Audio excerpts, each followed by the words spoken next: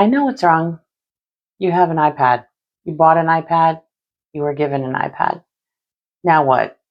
You're afraid to turn it on. So you start Googling. You look on YouTube. There's a million videos telling you what to do with your iPad. If you're on social media at all, you've probably come across the phrase digital planning and it piques your interest. But then when you start looking at tutorials, you realize this is a lot. I don't think I can do this. But you're wrong. You can do it. It's not you as the student, it's the teaching that needs to change. A lot of the tutorials out there are great content, but they start at a place where they assume that you're already comfortable. So we need to back it up. I want to help. I can help. 35 years of business experience behind me. I don't have a teaching degree, but I have a life degree.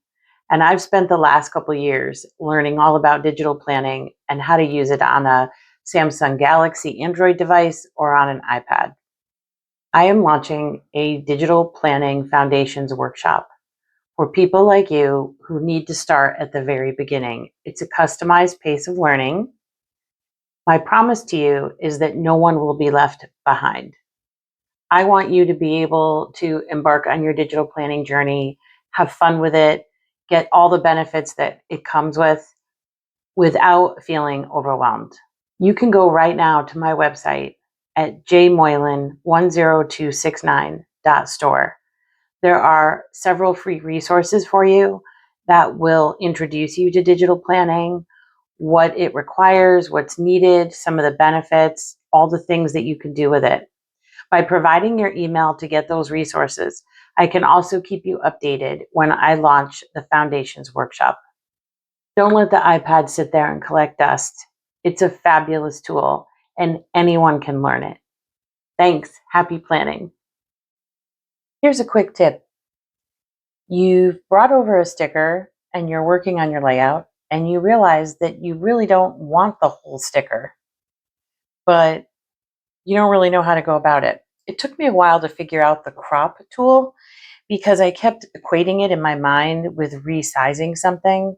So resizing is when you click the square with the four little handles and it allows you to make it bigger and smaller. And in other applications, sometimes that's a way of cropping something. So it took me a little bit and watching a tutorial a few times to figure it out. But the crop tool in Goodnotes is different.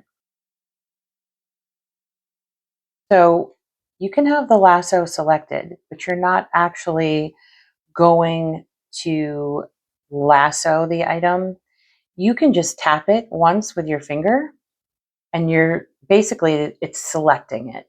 So when something is selected, you see the X mark for if you wanted to delete it.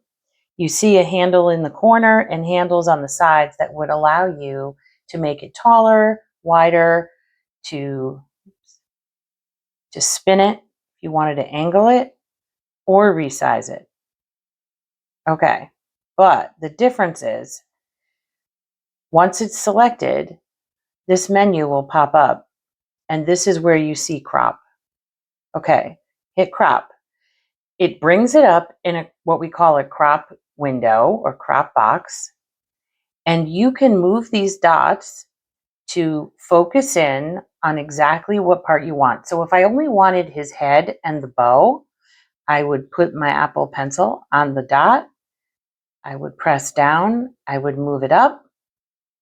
I could go over to the side and bring that in, bring that in, bring it down a little bit. Maybe I don't want that much bow. I just want to cut off the bottom half of his body.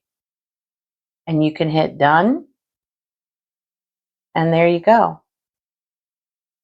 You can actually crop the sticker and get only what you want. I hope that helps. Happy planning.